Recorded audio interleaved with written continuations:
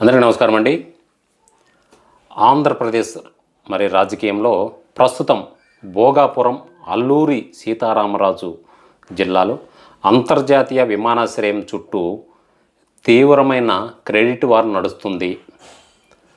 ప్రధానమంత్రి నరేంద్ర మోదీ చేతుల మీదుగా ఆగస్టు 1వ తేదీన ఈ గ్రీన్ ఫీల్డ్ ఎయిర్పోర్ట్ ప్రాజెక్టు ప్రారంభానికి సిద్ధమవ్వడం, అలాగే ఆగస్టు 17వ తారీఖు నుండి వాణిజ్య విమానాలు రాకపోకల ప్రారంభం కానుండడంతో ఈ ప్రతిష్టాత్మక ప్రాజెక్టు అసలు ఈ విజేత ఎవరు అన్నదానిపై అధికార కూటమి టీడీపీ, జనసేన, బీజేపీ మరియు ప్రతిపక్ష వైఎస్ఆర్సీపీ కాంగ్రెస్ల మధ్య విమర్శల బాణాలు పేలుతున్నాయి.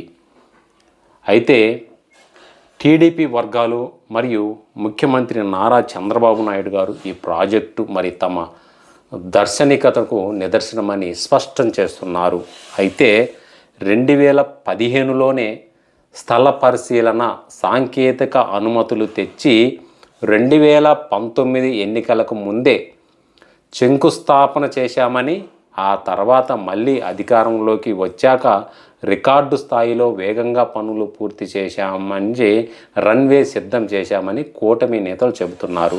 సరే, ఇంతవరకు బాగానే ఉంది. అయితే ఇక్కడ మరోవైపు మాత్రం ప్రతిపక్ష నేత వైఎస్ఆర్ కాంగ్రెస్ పార్టీ అధినేత జగన్మోహన్ రెడ్డి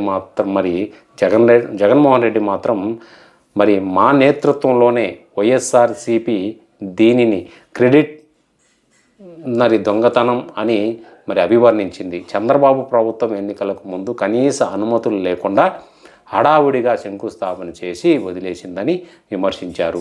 తమ హయాంలోనే 1200 కోట్ల రూపాయలకు పైగా ఖర్చు చేసి నిర్వసితులకు పునరావాసం అంటే భూసేకరణ జిఎంఆర్ సంస్థతో ఒప్పందాలు, పర్యావరణ రక్షణ అనుమతులు, అలాగే తాగునీరు, విద్యుత్ వంటి కీలక మౌలిక వసతులు కల్పించి మే 2023లో నిజమైన పునాది వేశామని వైఎస్ఆర్ కాంగ్రెస్ పార్టీ గట్టిగా వాదిస్తుంది. అయితే ఉత్తరాంధ్ర భవిష్యత్తును మార్చే ఈ అతిపెద్ద ప్రాజెక్టు ప్రారంభోత్సవం సమీపిస్తుండడంతో ఇరు పార్టీలు సోషల్ మీడియా వేదికగా డాక్యుమెంట్లు, వీడియో ఆధారాలతో పరస్పరం సవాళ్ళు విసురుకుంటూ రాష్ట్రాన్ని వేడెక్కిస్తున్నాయి. సో మీరేమనుకుంటున్నారు? ముఖ్యంగా వైఎస్ఆర్ కాంగ్రెస్ పార్టీలో అనుమతులు వచ్చాయా, లేదంటే టీడీపీలోనే శంకుస్థాపన జరిగిందనేది మీ యొక్క అభిప్రాయం కింద కామెంట్ సెక్షన్లో తెలియజేయండి. మరో వీడియోతో మళ్ళీ ముందుకు వస్తాను.